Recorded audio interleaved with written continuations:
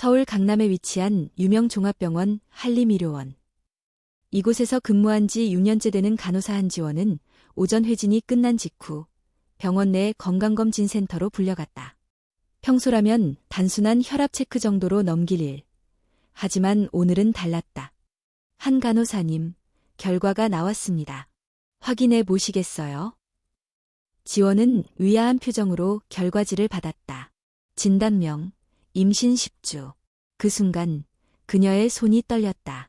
아뇨. 무슨 실수인 것 같아요. 전 그런 일이 있을 수 없어요. 성관계를 한 적이 없습니다. 진료실에 있던 산부인과 의사 박은철은 얼굴에 복잡한 표정을 지었다. 한지원 씨, 임신 테스트는 3번에 걸쳐 확인했습니다. 모두 동일한 결과입니다. 초음파에서도 태아의 심박이 분명하게 나타났어요. 지원은 멍한 눈으로 의사의 말들을 들었다. 그녀의 입에서는 힘겹게 말이 흘러나왔다. 전 혼자 살고 있고 성관계는 한 번도 없었습니다. 말도 안 돼요. 그럼 정정당당히 혈액검사와 유전자 검사를 진행해 보시죠. 아마 그게 명확한 해답을 줄 겁니다. 그날 오후 지원은 같은 간호사 동료이자 절친한 언니 같은 존재 박소연에게 모든 사실을 털어놓았다. 둘은 병원 구내 카페 구석에서 조용히 마주 앉았다. 지원아, 확실해? 아무 일도 없었다고?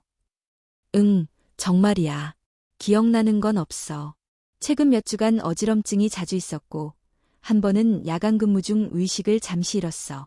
그게 다야. 소연은 잠시 생각에 잠겼다가 조용히 말했다.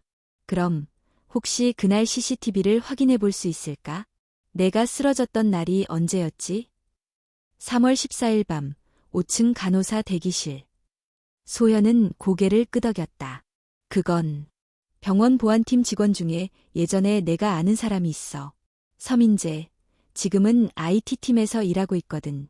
은근히 정의감 있는 친구야. 한번 알아봐 줄게. 며칠 후 민재로부터 연락이 왔다.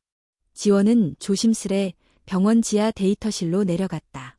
민재는 주변을 두리번거리며 조용히 USB 하나를 건넸다. 이건 공식적으로는 절대 없는 영상이야. 백업 서버에서 어렵게 복원했어. 근데 보고 나면 너도 믿기 어려울걸. 지원은 영상을 확인했다. 날짜 3월 14일. 장소 5층 간호사 휴게실. 영상 속에는 소파에 누워있는 자신과 조용히 문을 열고 들어온 흰 가운에 마스크를 쓴 남성이 있었다. 그는 그녀에게 다가와 팔에 무언가를 주사했다. 주사 이후 그녀는 더욱 깊게 의식을 잃은 듯했다. 그 남자의 손목엔 반짝이는 시계가 하나 보였다. 지원의 숨이 멎었다. 그 시계는 자주 보던 물건이었다. 민재 씨, 이 영상 병원에도 있을까요? 아니, 원본은 이미 지워졌어. 이건 서버 복구 프로그램으로 겨우 찾은 미러 파일이야. 내가 아니었으면 나도 그냥 넘겼을 거야. 그런데 이건 분명히 이상해. 지원은 떨리는 손으로 USB를 가방에 넣었다. 민재 씨, 혹시 병원 내부에서 이런 일이 반복된 적이 있는지 알아볼 수 있을까? 민재는 주저없이 대답했다. 알아볼게. 그리고 조심해. 누군가가 너를 노리고 있어. 그날 밤 지원은 혼자 집에 돌아와 노트북을 켰다. 검색창에 다음과 같은 문장을 입력했다. 성관계 없이 임신 가능성, 불법 인공수정, 피험자 동의 없는 의학실험. 수많은 기사들이 검색됐지만 어느 하나도 자신의 경우와 정확히 일치하지 않았다. 갑작스레 휴대폰에 메시지가 왔다. 보낸 사람은 박소현. 지원아, 혹시 무슨 일 있으면 바로 연락해. 병원 내 의사들 다 믿지 마. 그들도 사람이고 사람은 때때로 괴물이 될 수도 있어. 지원은 짧게 답했다. 고마워. 나도 이제부터 조용히 있지 않을 거야. 며칠 후 유전자 검사 결과가 외부 진단센터에서 나왔다. 분석 전문의는 전화를 통해 이렇게 말했다. 3번 반복 검사를 했습니다. 결과는 모두 동일합니다. 태아의 DNA는 귀하와 일치하지 않습니다. 지원은 숨이 턱 막혔다. 그럼 이 아이는 제 아이가 아닌 건가요? 유전적으로는 그렇습니다. 어머니와의 생물학적 관계는 없습니다. 이것은 자연임신이 아니라 시험관 수정 후 인공자궁이식으로 보입니다. 지원은 몸을 떨며 말했다. 그럴 리가 없어요. 저는 아무것도 동의한 적 없어요. 누가 이런 짓을. 의사는 조용히 덧붙였다. 이건 법적으로도 큰 문제입니다. 증거는 보관하시고 조심하십시오. 이건 단순한 의학적 실수가 아닙니다. 지원은 모든 것을 하나하나 모으기 시작했다. 의료기록, 영상자료, DNA 검사 결과, 민재와 소현의 증언, 그리고 본인의 직감. 무언가 거대한 음모가 병원 내부에서, 아니 어쩌면 국가 의료 시스템 어딘가에서 진행되고 있었다. 그리고 자신은 그 첫 번째 피해자가 아닐지도 몰랐다. 하지만 그녀는 다짐했다. 나는 멈추지 않을 것이다. 이 아이가 증거이자 목소리다. 침묵은 이제 끝났다. 한지원은 이제 더 이상 단순한 간호사가 아니었다. 그녀는 침묵의 벽 너머에 있는 것을 알아버린 사람, 그리고 그 진실을 감당해야 할 사람 중 하나가 되었다.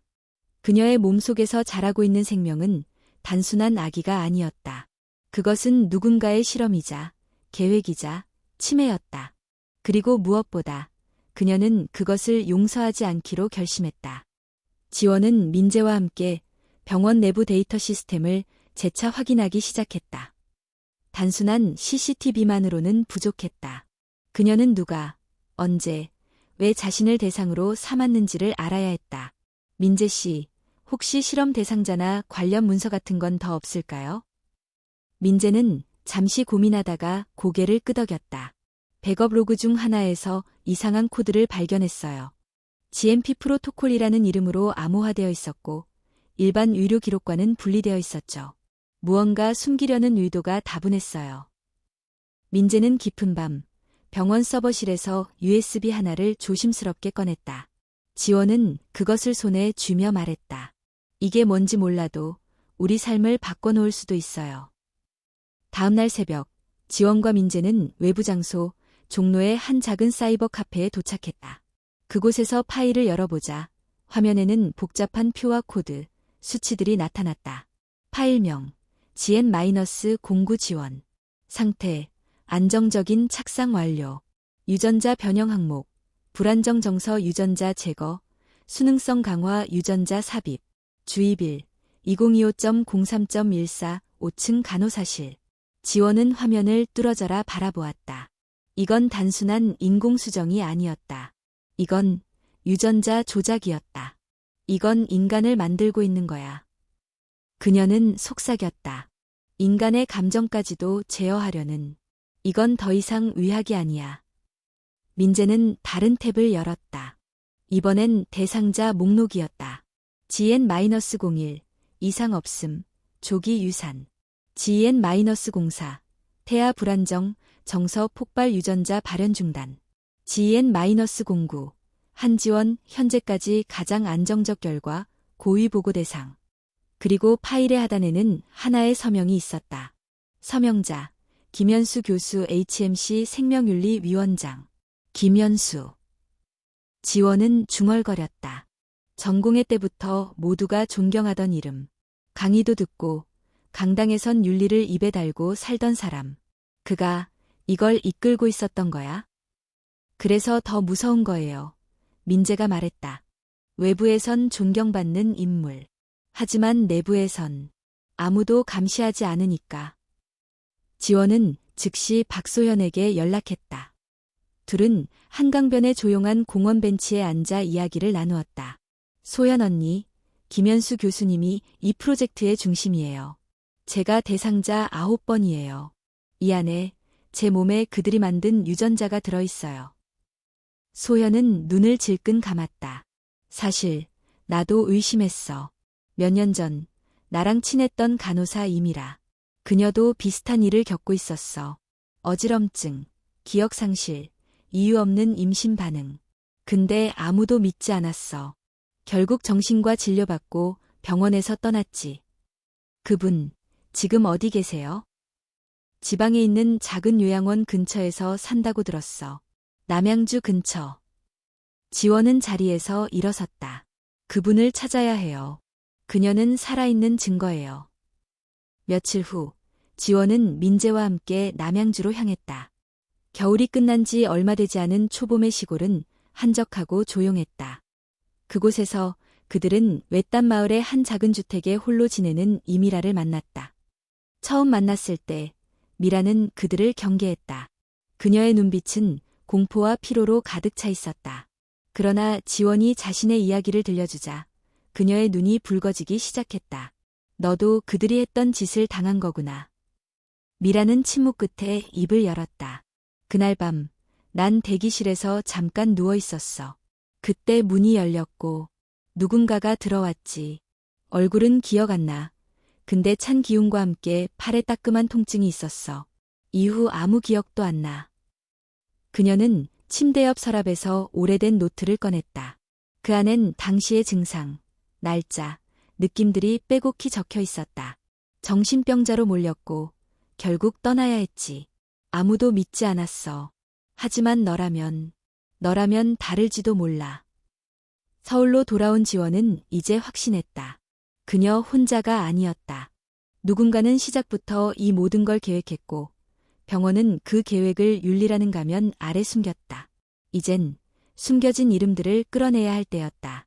지원은 탁자 위에 USB, 검사 결과, 미라의 노트 사본을 늘어놓았다. 그리고 한 명의 이름을 적었다. 정태훈, 언론에서 사라진 기자. 마지막 희망. 그녀는 숨을 깊게 들이쉬고 휴대폰을 들었다. 진실을 세상에 말할 준비가 되어 있었다. 서울의 밤은 평소와 다름없이 화려했지만 한지원에게는 그 불빛조차 위협적으로 느껴졌다. 지금 그녀가 하려는 일은 단순한 내부 고발이 아니었다. 그녀는 거대한 시스템의 심장을 향해 걸어가고 있었고 그 심장은 자신을 향해 날을 세우고 있었다. 지원은 소연에게서 받은 오래된 명함을 다시 꺼내 들었다. 이름은 정태훈, 연락처 아래엔 작은 글씨로 진실은 포기하지 않는다라고 적혀 있었다. 그는 몇 년 전 H병원의 장기 밀매 사건을 폭로하려다 실종설에 휘말린 인물이었다. 보도자료는 갑자기 삭제됐고 방송국은 내부 오류라며 덮어버렸다. 그 이후 그의 흔적은 온라인에서도 서서히 사라졌다. 하지만 그는 아직 살아있었다. 민재가 며칠간의 디지털 추적 끝에 마침내 정보를 찾아냈다. 해화동 근처에 있는 고서점에서 가끔 목격된대. 혼자 조용히 살고 있대. 지원은 다음 날 오후 민재와 함께 해화로 향했다. 조용한 골목 끝, 허름한 책방 간판 아래에 불이 켜져 있었다. 안에는 긴 코트를 입은 남자가 구석에 앉아 책을 읽고 있었다. 실례합니다. 혹시 정태훈 기자님 맞으시죠? 그 남자는 책장에서 시선을 떼지 않은 채 말했다. 그 이름은 이제 없다고 알고 계셔야 할 텐데요. 하지만 전 기자님이 아니면 안 됩니다. 지원은 책상 위에 작은 봉투를 꺼내 놓았다. 안에는 유전자 검사 결과, 병원 내부 파일 일부, 그리고 미라의 자필 기록 복사본이 담겨 있었다. 정태훈은 조용히 봉투를 여러 내용을 하나씩 꺼내 읽기 시작했다. 침묵이 10분 이상 이어졌다.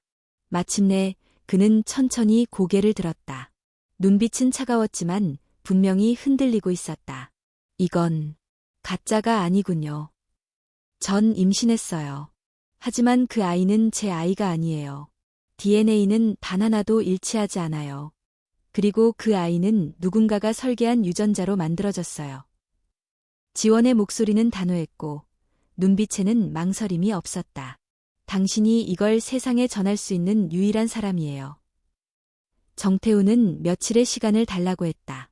그동안 그는 증거를 교차 분석하고 파일의 진위를 판별하며 기존 취재 네트워크를 조용히 가동했다. 민재는 병원 시스템에 재접속해 추가 데이터를 확보했고 지원은 소현, 미라와 함께 다른 피해자를 찾는 작업에 돌입했다. 그러던 중 민재가 급하게 전화를 걸었다. 지원 씨, 시스템 내부에서 GN-13이라는 이름을 발견했어요. 최근 등록된 항목이에요. 대상자는 아직 이름이 암호화돼 있지만 이상한 건 그 날짜예요. 언제인데요? 4월 8일. 바로 어제입니다. 지원은 순간 숨을 멈췄다. 그녀가 김현수 교수와 대면한 이후 병원은 더 조용해진 듯 보였다. 하지만 실험은 멈추지 않고 있었다. 그럼 누군가 또 피해자가 됐다는 거예요? 네. 그리고 GN-13 항목에는 야간 간호사 비동이라는 메모가 붙어 있어요. 지원은 소름이 끼쳤다. 그건 신입 간호사 정하은이 일하는 곳이에요. 얼마 전부터 어지럽고 기억이 끊긴다는 말을 했었어요. 이미 시작된 거예요. 지원 씨. 정태우는 그날 밤 지원과 다시 만났다. 그는 하나의 종이 봉투를 건넸다. 안에는 한 장의 사진이 들어있었다. 병원 연구동 지하. 어둡고 좁은 방 안에서 김현수 교수와 또 다른 의사들이 흰색 실험복을 입고 무언가를 주입하는 모습이 찍혀 있었다. 정태우는 말했다. 내가 과거에 못했던 걸 이번에는 끝낼 거야. 이건 단순한 기사로 끝날 일이 아니야. 이건 국가윤리와 의료 시스템의 붕괴에 관한 이야기야. 지원은 고개를 끄덕였다. 그래서 우리 모두를 위한 이야기로 만들어주세요. 며칠 후 정태우는 진실은 침묵을 요구하지 않는다라는 제목으로 첫 보도를 시작했다. 온라인 뉴스, SNS, 국제 언론까지 동시에 배포되며 사회는 큰 충격에 휩싸였다. DNA 불일치 태아의 존재, 대한민국의 병원, 무동의 유전자 실험 확인, 진 프로젝트, 인간을 설계하는 시대의 그늘. 한림의료원은 즉시 기자회견을 열었지만 당황한 모습만 더할 뿐이었다. 김현수 교수는 모습을 드러내지 않았다. 하지만 국민들은 이제 알고 있었다. 그들의 침묵은 아무것도 지켜주지 않는다는 것. 정하은은 이후 자발적으로 유전자 검사를 받고 GN-13이라는 이름이 자신이라는 걸 확인했다. 그녀의 증언은 지원의 이야기와 정확히 일치했고 제2의 미라가 세상 앞에 섰다. 그리고 이 모든 과정의 중심에는 한지원이 있었다.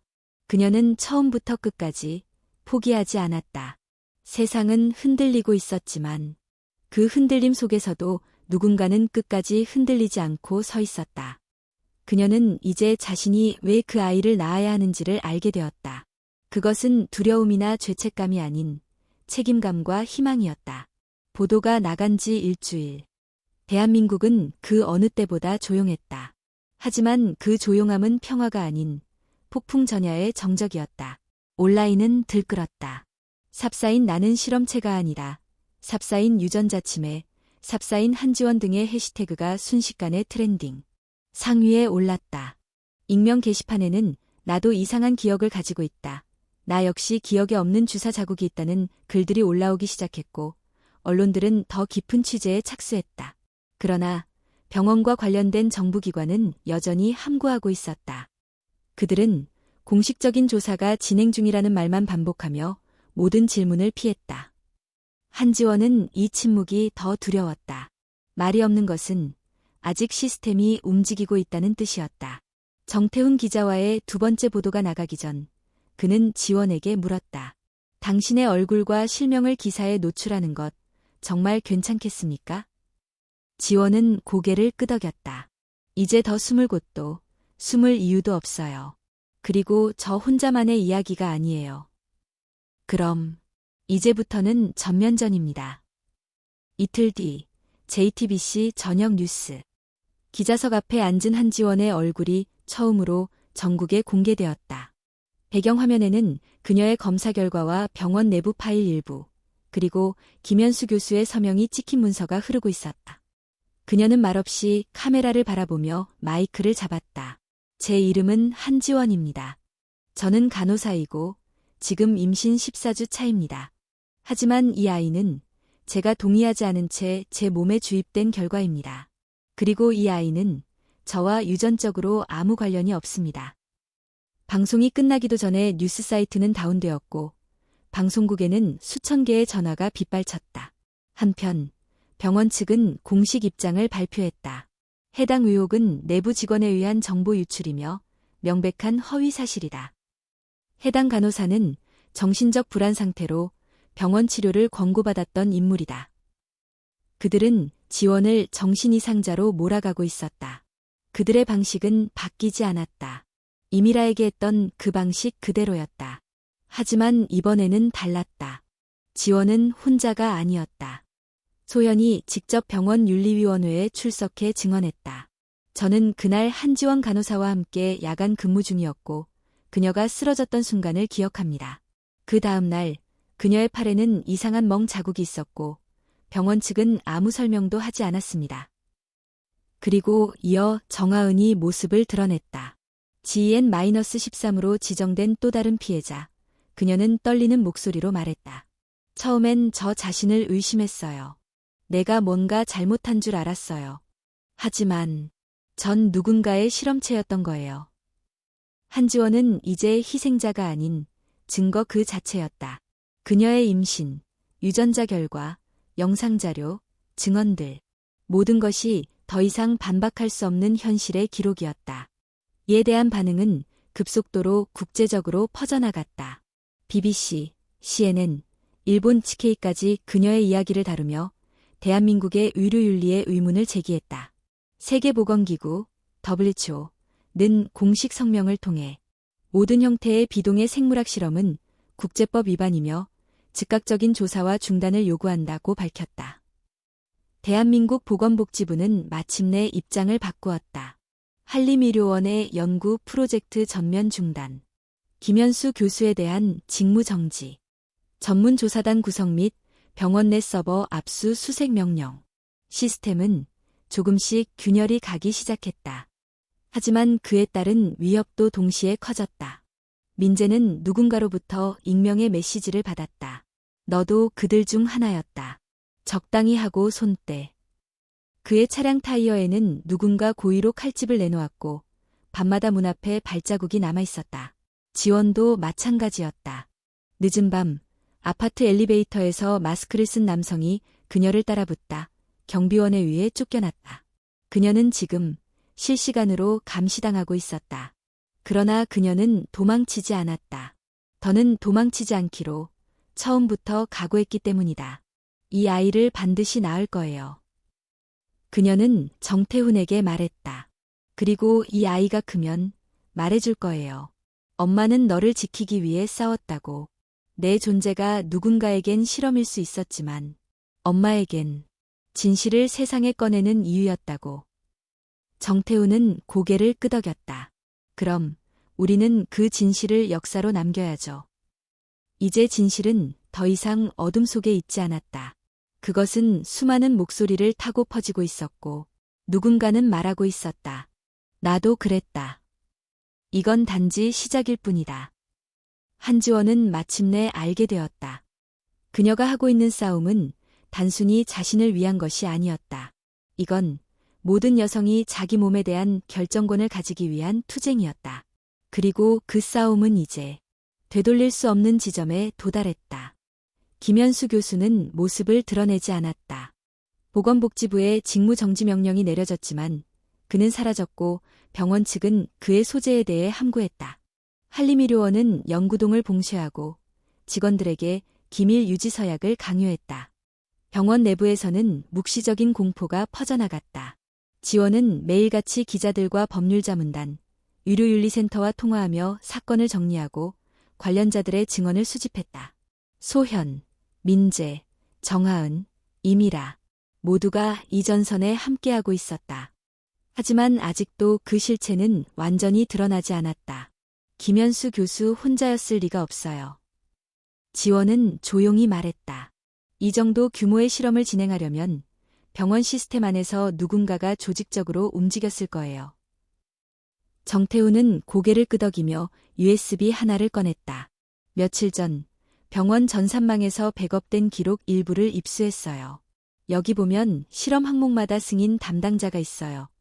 김 교수 외에도 3명의 이름이 반복해서 등장해요. 그는 노트북 화면을 돌려 보여주었다. 1. 최도현, 병원 생명윤리위원회 실장. 유성진, 유전자 분석실 책임자. 3. 오세나, 연구기획관리실 보조 행정관. 지원은 손을 모아 쥐었다. 그 사람들 중 한 명은 우리와 대화할 수 있을지도 몰라요. 모두가 공범일 순 없어요. 며칠 뒤 지원은 오세나에게 접촉을 시도했다. 의료원에서 근무하던 당시 그녀는 몇 번 세나와 마주쳤다. 조용하고 말수가 적은 편이었지만 동료들에게는 성실하다는 평이 있었다. 비밀리에 만난 세나는 처음엔 입을 열지 않았다. 그러나 지원이 영상과 문서를 꺼내 보이자 그녀의 눈빛이 미세하게 흔들렸다. 이건 당신이 공개한 문서들과 동일하네요. 당신이 그 피해자였군요. 피해자이자 증인입니다. 한동안 침묵이 흘렀고 세나는 조용히 말했다. 저도 몰랐던 건 아닙니다. 하지만 처음엔 단순한 태아 모니터링이라 들었어요. 윤리 위반은 없다고. 피험자의 동의는 사전에 구두로 이뤄졌다고. 그렇게 포장됐죠. 당신은 동의서가 없다는 걸 몰랐어요. 나중에 알게 됐어요. 그리고 질문을 했죠. 왜 문서가 없는지, 왜 모든 기록이 암호화되어 있는지. 그랬더니 저를 다른 부서로 전보 조치했어요. 그 후부터는 아무 말도 하지 않았어요. 지원은 조용히 물었다. 지금이라도 도와줄 수 있나요? 세나는 오래 고민한 끝에 고개를 끄덕였다. 단 하나의 조건이 있어요. 제 이름은 세상에 나오지 않게 해주세요. 정태훈과 법률팀은 세나의 진술을 익명 내부 고발자로 정리했다. 그녀가 제공한 자료는 충격적이었다. 유전자 삽입 및 제거 항목에 대한 비공개 메모, 피험자 공고에 대한 주기적 관찰 일지, 착상 성공률 비교 도표, 그리고 마지막으로 김현수 교수의 서명이 있는 정부 지원 신청서. 이게 진짜 국가 예산으로 운영된 실험이라는 뜻인가요? 지원은 경악하며 물었다. 그 가능성이 높아요. 정태훈이 무겁게 말했다. 서류의 출처는 과학기술진흥재단이고 실험 목적에는 인간행동 최적화 연구라고 적혀 있어요. 그 순간 이 모든 일이 단지 병원의 일탈이 아님이 분명해졌다. 이건 국가 수준의 프로젝트였고 그 안에서 여성들의 몸은 통계에 불과했다. 지원은 고민 끝에 국회 보건복지위원회 청문회에 참석하기로 결심했다. 그녀는 더 이상 외부에서 이야기할 수 없었다. 이제는 시스템 안으로 들어가 시스템에게 직접 말해야 할 때였다. 청문회 당일 전국 방송으로 생중계되었다. 증언석에 앉은 그녀는 숨을 깊게 들이쉬고 정면을 바라보았다. 저는 간호사로서 환자의 생명을 지켜왔고 제 자신이 보호받을 수 있다고 믿었습니다. 하지만 지금 저는 제 의지와 무관하게 새로운 생명을 품고 있습니다. 이 아이는 실험의 산물이자 시스템의 결과입니다. 저는 단지 아이를 낳는 존재가 아닙니다. 저는 진실을 낳고 세상이 기억해야 할 증거가 되고자 합니다. 청문회장은 조용했다. 그 어떤 반박도, 변명도 더 이상 통하지 않는 순간이었다. 그날 저녁, 방송국과 뉴스포털은 지원의 이름을 메인에 올렸다. 실험체가 된 간호사, 한지원, 의료 시스템을 고발하다. 우리는 누구의 몸에 동의 없이 손을 댔는가. 대통령 대변인은 사건의 중대성을 인식하고 있으며 특별조사위원회 구성을 지시했다고 발표했다. 한림의료원은 전면 감사에 들어갔고 김현수 교수는 국외 도피 시도 중 인천공항에서 체포되었다. 지원은 민재와 함께 정하은을 찾아갔다. 하은은 이제 정기적으로 심리 상담을 받고 있었고 눈빛이 조금은 평온해져 있었다. 언니, 저 아직도 두려워요. 하지만 이렇게 말할 수 있게 돼서 조금은 살 것 같아요. 지원은 그녀의 손을 잡았다. 우리는 절대 혼자가 아니야. 그녀는 하늘을 바라보았다. 그녀의 뱃속에서 아이는 여전히 자라고 있었다. 자신이 선택하지 않았지만 이제는 지켜야 할 생명이었다. 그리고 그녀는 알고 있었다. 이 아이가 태어날 세상은 분명히 어제와는 달라져야 한다는 것을. 김현수 교수의 공항 체포 소식은 전 국민을 충격에 빠뜨렸다. 한때 윤리와 전문성의 상징이었던 인물이 이제는 무동의 유전자 실험과 인권 침해의 핵심 피의자로 뉴스에 등장하고 있었다. 한림의료원은 그의 체포 직후 모든 공식 사이트를 폐쇄했고 병원 내부 직원들에게는 외부 언론 접촉을 금지하는 지침이 내려졌다. 하지만 이미 늦었다. 진실은 새 장 밖으로 날아갔고 다시는 되돌릴 수 없었다. 한지원은 검찰 조사에 대비해 모든 자료를 정리하고 있었다. 민재는 여전히 병원 서버에 접속 중이었고 정태우는 국제인권단체와의 연결을 추진하고 있었다. 지원 씨, 지금부터는 법정이 전쟁터입니다. 태우는 단호한 목소리로 말했다. 우리는 더 많은 확실한 증거가 필요해요. 그리고 김현수 교수의 직접 발언이 결정적인 열쇠가 될 겁니다. 그는 말하지 않을 거예요. 지원은 단호했다. 그는 자신의 이론에 자부심을 가지고 있어요. 죄책감은 없어요. 오히려 자신이 과학을 위해 희생한 거라 믿고 있겠죠. 그래서 그걸 깨야 합니다. 며칠 후 검찰 측에서 공식 진술 요청서가 도착했다. 지원은 보호 조치를 받은 상태에서 중앙지검 특별수사실로 향했다. 그녀의 앞에는 2명의 검사, 그리고 녹음기와 서류 뭉치가 놓여 있었다. 한지원 씨, 본인은 현재 유전자 실험 피해자로서 이 사건의 핵심 증인입니다. 진술 전 확인하고 싶은 것이 있습니다. 지금까지 제기된 모든 자료가 별표 사실임을 인정하십니까? 지원은 고개를 들고 말했다. 네, 저는 지금까지 말씀드린 바와 같은 피해를 입었고 그 모든 자료는 조작이 아닌 실제입니다. 검사는 천천히 고개를 끄덕였다. 좋습니다. 그럼 김현수 교수와의 접촉이 필요합니다. 그의 입에서 이 프로젝트가 존재했음을 인정받는 것이 중요합니다. 지원은 며칠 후 서울구치소의 조사실로 향했다. 보호요원과 함께 도착한 조사실 안에는 철창 너머로 김현수 교수가 앉아 있었다. 그의 얼굴은 여전히 차분했다. 눈빛은 흔들림 없이 냉정했고 손은 고요히 포개져 있었다. 오랜만이군요. 한 간호사. 그의 첫마디에 지원은 숨이 막히는 듯했다. 하지만 이내 침착함을 되찾았다. 당신은 내 이름을 기억하지만 나는 당신의 실험 대상이었다는 걸 잊지 마세요. 나는 당신을 실험체로 생각한 적이 없습니다. 당신은 미래의 증명체였어요. 인간은 감정과 본능에 지배받는 존재입니다. 내가 하려던 건 그 본능을 다듬는 일이었어요. 그 본능은 동의할 권리도 포함되나요? 김현수는 순간 조용해졌다. 과학은 때때로 사회보다 앞서갑니다. 사람들은 이해하지 못하는 걸 혐오하죠.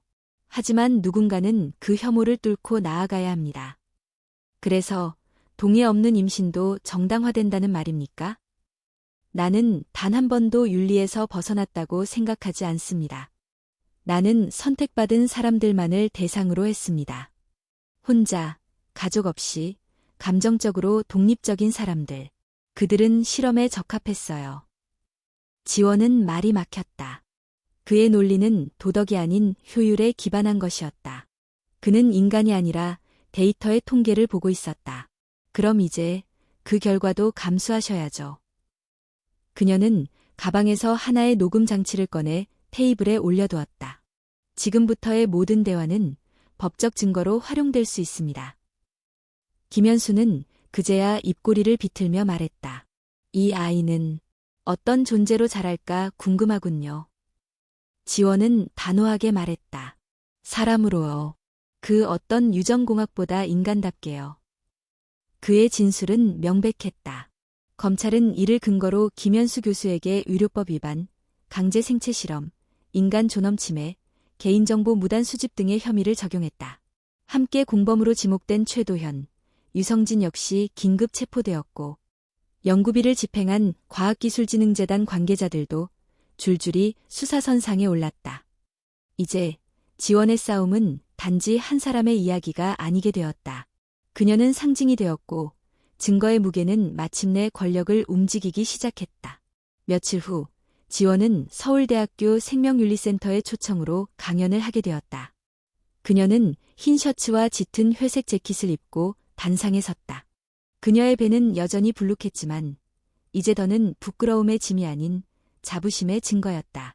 저는 여전히 간호사입니다. 그리고 여전히 두렵습니다. 하지만 이제는 압니다. 두려움은 진실 앞에 무릎 꿇는다는 것을. 여러분이 오늘 기억해야 할 건 저라는 개인이 아니라 내 몸에 대한 결정은 내가 한다는 원칙입니다. 그녀의 말이 끝난 후 강연장은 긴 침묵 끝에 박수로 가득 찼다. 학생들, 교수들, 의료 종사자들까지 모두 일어섰다. 그들의 박수는 공감이 아니라 책임의 각성이었다. 그날 밤, 지원은 창문을 열고 봄바람을 맞았다. 아이의 작은 움직임이 느껴졌고 그녀는 조용히 손을 올렸다. 넌 누가 만들었든 상관없어. 이제는 내가 지켜줄게. 너는 어떤 실험도, 어떤 설계도 넘어선 존재야. 진실은 드디어 말해졌다. 그리고 그 말은 세상을 바꾸기 시작했다. 김현수 교수의 구속 이후 한림의료원은 사실상 마비 상태에 들어갔다. 보건복지부는 특별감사관을 파견했고 연구동은 폐쇄되었으며 윤리위원회는 전면 해산되었다. 언론은 매일같이 새로운 공범의 이름을 공개했고 고발자는 하루에도 수십 건씩 접수되었다. 그러나 진실이 드러났다고 해서 세상이 갑자기 정의로워지는 것은 아니었다. 그 다음 싸움은 바로 왜였는지를 밝히는 일이었다. 정태우는 지원과 함께 국회 윤리청문회에서 발표한 자료를 바탕으로 GM 프로젝트가 단순한 의료 실험이 아닌 정부 주도 인간 통제 프로그램의 일부였다는 가능성을 제기했다. 지원 씨, 우리가 확보한 신청서 외에도 추가로 필요해요. 실제 예산 집행 내역, 참여 기관 목록, 그리고 제3자에게 실험 결과를 넘긴 정황이 있다면 그건 단순한 실험이 아니라 거래가 됩니다. 지원은 무거운 한숨을 쉬었다. 그렇다면 아이도 거래 대상이었을 수도 있다는 거네요. 그럴 가능성을 배제할 수 없습니다. 며칠 후 민재는 다시 병원 내부 서버에서 암호화된 폴더 하나를 발견했다. 폴더 이름은 프로젝트 듀얼리. 열어보니 안에는 실험 대상의 행동 데이터가 정리되어 있었고 일부 항목에는 외부 전송 로그가 포함되어 있었다. 이건 병원 내부망에서 나갔다는 뜻이에요. 어디론가 전송됐고 그걸 받은 곳은 병원이 아닙니다. 지원은 화면을 보며 입술을 깨물었다. 이건 단순한 유전자 실험이 아니야. 우리는 어떤 시스템 안에 있었던 거야. 그 시점부터 지원은 의심스러운 움직임을 느끼기 시작했다. SNS에서는 그녀를 과장된 피해자, 선동자로 몰아가는 계정들이 조직적으로 활동하기 시작했다. 단톡방에서 누군가가 그녀는 정부를 망신주기 위해 조작한 인물이라고 주장하는 캡처가 돌았다. 그녀는 다시 고립되고 있었다. 하지만 이번에는 혼자 서 있지 않았다. 박소연은 간호사연합회에 지지 성명을 요청했고 임이라는 다른 피해자들과 함께 기자회견을 열어 연대의 목소리를 냈다. 그리고 지원은 알고 있었다. 사실이 드러난 뒤 시작되는 건 바로 그 사실을 지우려는 자들과의 싸움이라는 것을. 어느 날 저녁, 그녀는 정하은으로부터 전화를 받았다. 언니, 저 누군가에게 미행당하고 있는 것 같아요. 지원은 놀라 곧바로 민재에게 연락했고 민재는 정하은의 휴대폰에 간단한 추적 방지 프로그램을 설치해 주었다. 그들이 다시 움직이고 있어요. 우리는 시스템을 흔들었지만 그 시스템은 여전히 살아있어요. 며칠 후 지원은 알 수 없는 번호로부터 편지를 받았다. 검은 봉투, 검은 잉크, 단 한 문장만 적혀 있었다. 당신의 진실은 곧 당신의 위협이 될 것입니다. 그녀는 한동안 편지를 바라보다 조용히 찢었다. 겁주는 것도 이제 식상하네. 검찰은 김현수 교수의 1차 기소 내용을 확정했다. 비동의 유전자 실험, 생명윤리법 위반, 인간권리 침해, 국가연구비 유용. 한편 과학기술진흥재단은 내부 조사를 이유로 기관장을 사퇴시켰고 관련 부서 팀장은 자택 압수수색을 받았다. 그러나 지원은 만족하지 않았다. 그녀가 원하는 건 단순한 처벌이 아니었다. 재발 방지였다. 제도적 장치였다. 그리고 무엇보다 잊히지 않는 기억이었다. 정태우는 그녀에게 제안했다. 우리가 가진 모든 정보를 기반으로 책을 씁시다. 단순한 고발서가 아니라 기록서로요. 당신이 겪은 일을 후세가 기억할 수 있게. 책이라. 너무 무거운 일 아닌가요? 무겁기 때문에 누군가가 써야 하는 거예요. 그리고 당신보다 더 적합한 사람은 없습니다. 지원은 잠시 창밖을 바라보았다. 바람이 부드럽게 흔들리며 봄비가 창에 스치고 있었다. 좋아요. 하지만 책의 첫 장은 제 아이 이름으로 시작하고 싶어요. 아이의 이름은 아직 정하지 않았다. 그녀는 이름을 고르기 위해 고전 문학을 읽고 윤리학 서적을 훑고 사전을 뒤적였다. 그러다 발견한 한 단어. 하은, 하늘처럼 은은한 존재. 정하은과 이름이 같았지만 의미는 전혀 달랐다. 그녀는 미소 지었다. 이름은 하은으로 할게요. 하늘처럼 자유롭고 은은하게 진실을 비출 아이니까. 다음 날 그녀는 태교 일기를 쓰기 시작했다. 첫 문장은 이랬다. 하은아, 너는 누군가의 실수로 시작된 생명이지만 엄마는 너를 진심으로 받아들였고 세상이 너를 통해 변했단다. 그녀는 여전히 싸우고 있었고 아직 끝나지 않았다. 그러나 확실한 건 이제 그 싸움은 두려움에서 용기로 옮겨가고 있었다는 것이다.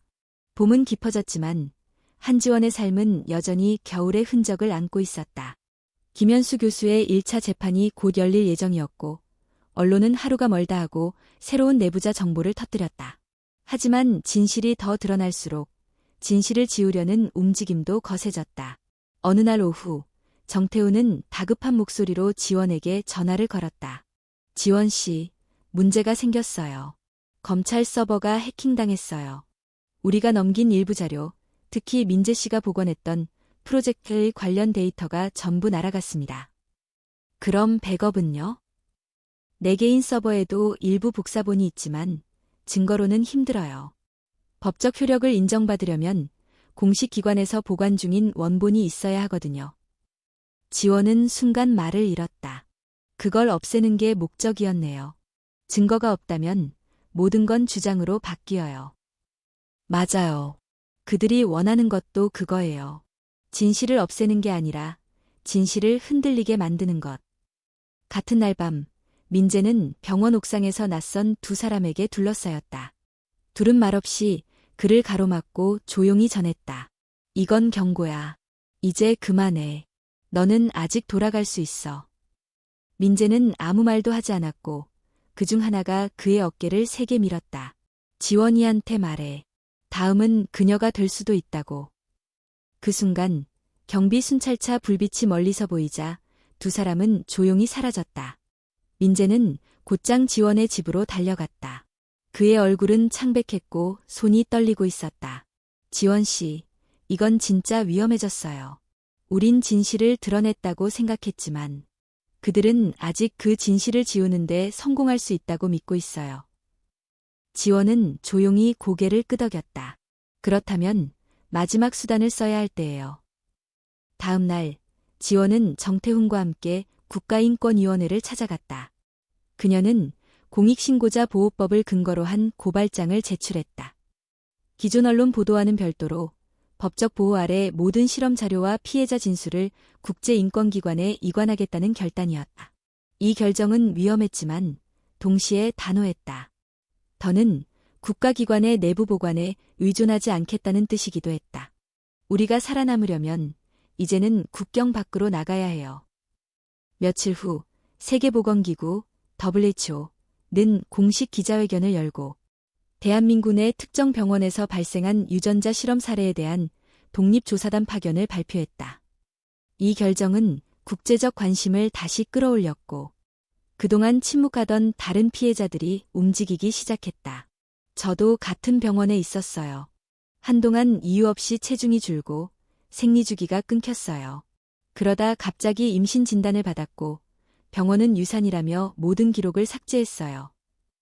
아이가 태어난 뒤 이상한 검사를 받았어요. 그게 뭐였는지도 설명받지 못했고 그 뒤로 병원에서 연락이 끊겼죠. 지원은 매일 아침 새로운 증언을 읽으며 울고 또 울었다. 그녀는 처음엔 자신만의 싸움이라 생각했지만 이제는 아니었다. 이건 사라진 사람들, 지워진 몸들, 침묵당한 생명들의 이야기였다. 정태우는 그녀에게 말했다. 우리는 이제 진실을 넘어서야 해요. 정의는 사실을 밝히는 것만으로는 완성되지 않아요. 그걸 기억하게 만드는 과정까지 가야죠. 기억요? 그렇습니다. 이 사건이 단지 뉴스 헤드라인으로 끝나지 않게 하려면 사람들의 기억 속에 지워지지 않는 진실로 남겨야 해요. 지원은 고민 끝에 결정을 내렸다. 그녀는 자신의 이야기를 담은 책을 출간하기로 했다. 정태훈과 공동 저자로 피해자들의 진술과 데이터, 윤리적 문제를 엮어 별표 몸에 새겨진 증거, 유전자 구호 사건의 기록 별표이라는 제목으로 내보내기로 한 것이다. 그녀는 서문에 이렇게 썼다. 이 글은 누군가를 공격하기 위한 글이 아닙니다. 이 글은 잊혀질 뻔한 생명과 이야기들을 다시 불러내기 위한 기록입니다. 이 기록이 또 다른 동의 없는 실험의 방패가 되기를 바랍니다. 그녀의 책은 출간되자마자 베스트셀러에 올랐다. 인터넷 서점, 대학 서가, 병원 회의실 곳곳에서 낭독되었고 윤리학 수업의 교재로 채택되기도 했다. 그리고 무엇보다 그녀의 책을 읽은 이들은 하나같이 말했다. 이건 단지 책이 아니다. 이건 한 생명의 외침이다. 그날 밤 지원은 집으로 돌아와 침대 옆 작은 탁자 위에 책 한 권을 올려두었다. 그녀는 이제 곧 출산을 앞두고 있었다. 창문 밖엔 조용한 빗방울이 떨어졌고 그녀는 조용히 중얼거렸다. 하은아, 엄마는 너에게 가장 값진 유산을 남겼단다. 그건 두려움 속에서도 말하는 용기야. 그리고 그녀는 알았다. 이제 남은 싸움은 더 이상 진실을 밝히는 것이 아니라 그 진실을 지키는 싸움이라는 것을. 그리고 그녀는 그 싸움을 끝까지 할 준비가 되어 있었다. 서울중앙지방법원 대법정. 김현수 교수 6인의 피고인에 대한 1심 선고가 열리는 날이었다. 법원 앞은 일은 아침부터 기자와 시민들로 가득 찼다. 한림의료원 유전자 실험 사건, 일명 진 프로젝트의 핵심 인물들이 법정에 선 역사적인 날. 수천만 명의 눈과 귀가 이곳을 주시하고 있었다. 지원은 깊은 숨을 들이쉬고 법정 출입구로 들어섰다. 복도 끝에는 정태훈과 민재, 그리고 박소연이 조용히 기다리고 있었다. 준비됐어? 정태훈의 물음에 그녀는 고개를 끄덕였다. 이미 오래전부터. 재판장은 적막했다. 피고석에는 김현수 교수, 유성진 박사, 최도현 위원장, 그리고 3명의 병원 내부 관리자들이 나란히 앉아 있었다. 그들의 얼굴에는 긴장과 피로, 그리고 결코 무너지지 않으려는 마지막 자존심이 서려 있었다. 판사가 입장했고 모두가 일어섰다. 지금부터 피고 김현수의 6인에 대한 판결을 선고합니다.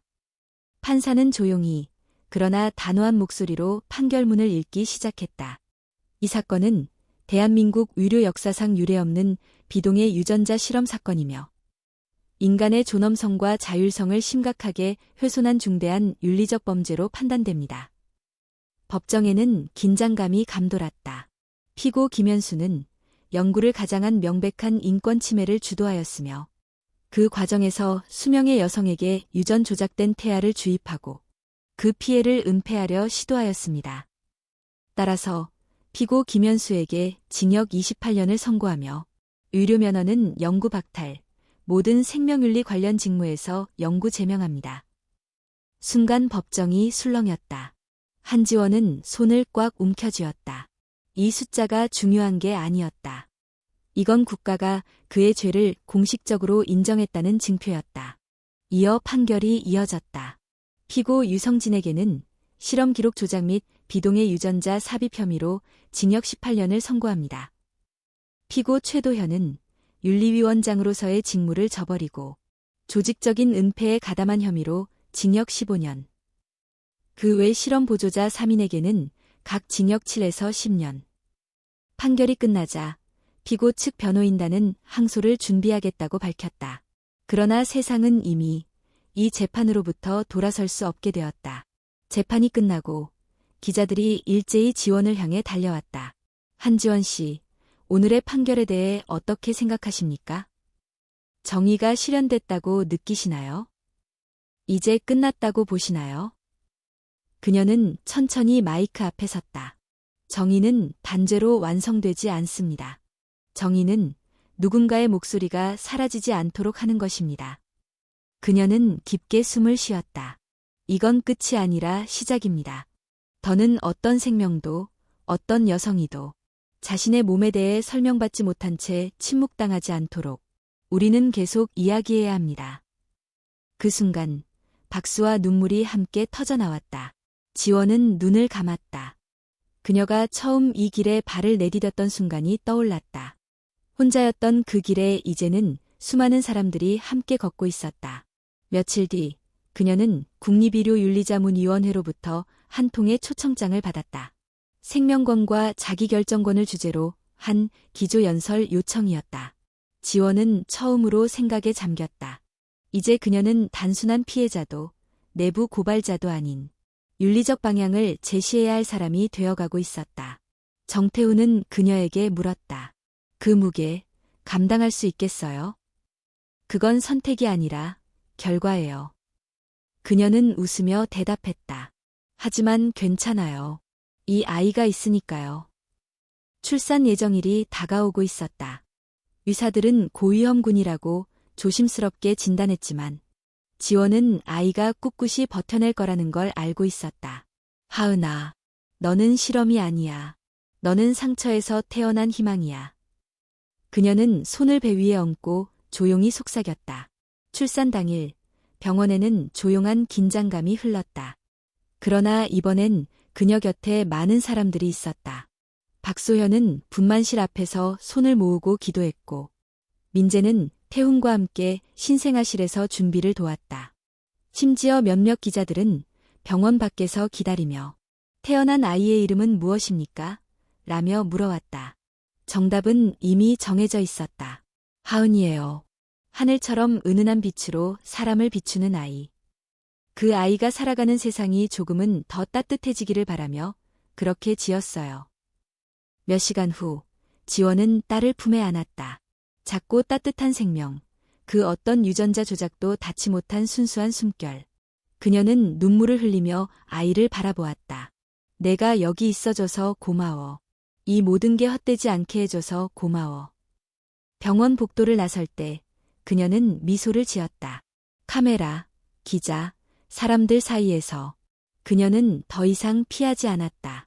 그녀는 증거였고 진실이었고 이제는 희망이었다. 태어난 지 한 달 된 하은은 작고 고운 손으로 세상의 공기를 움켜쥐듯 허공을 향해 팔을 뻗곤 했다. 한지원은 그 모습을 볼 때마다 가슴이 저릿해졌고 자신이 지켜낸 생명이 이렇게 숨을 쉬고 있다는 사실이 믿기지 않을 때가 많았다. 넌 살아있는 증거야, 하은아.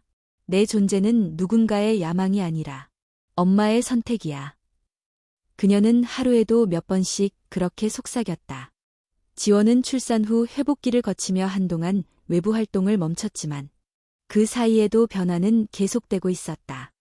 국회에서는 생명윤리법 전면 개정안이 발의되었고 모든 인공수정 및 유전자 관련 시술에는 사전 동의서와 외부 감시 시스템이 의무화되었다. 또한 피험자 보호 특별법이 제정되어 향후 어떤 의료 실험도 피험자의 자율성과 권리를 침해할 수 없도록 법적 장치가 마련되었다. 그리고 그 모든 법안의 서문에는 같은 이름이 반복되었다. 한지원. 그녀의 싸움은 법으로 남게 되었다. 정태우는 책의 2세 발간을 준비하고 있었다. 이번 판에는 추가된 피해자 증언들과 법적 변화의 흐름, 그리고 하은이 태어난 이후의 일들이 함께 담길 예정이었다. 그는 지원을 찾아와 말했다.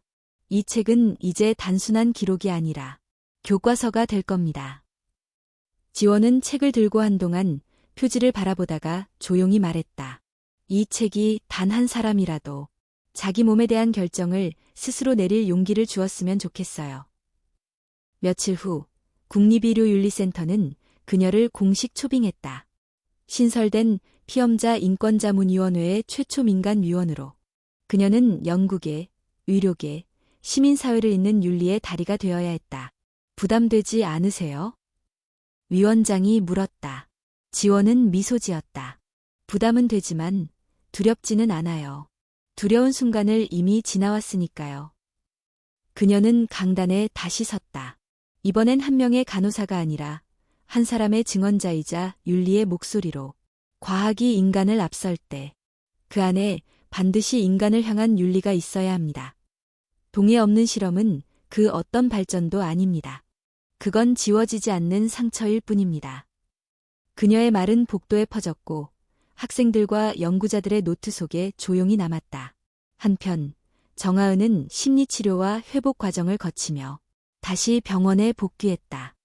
이제 그녀는 피해자 보호 전담 간호사로 일하며 다른 사람들의 목소리를 들어주는 자리에 서 있었다. 그녀는 어느 날 지원에게 메시지를 보냈다. 언니 덕분에 저는 다시 간호사라는 이름을 가질 수 있었어요. 고마워. 정말로.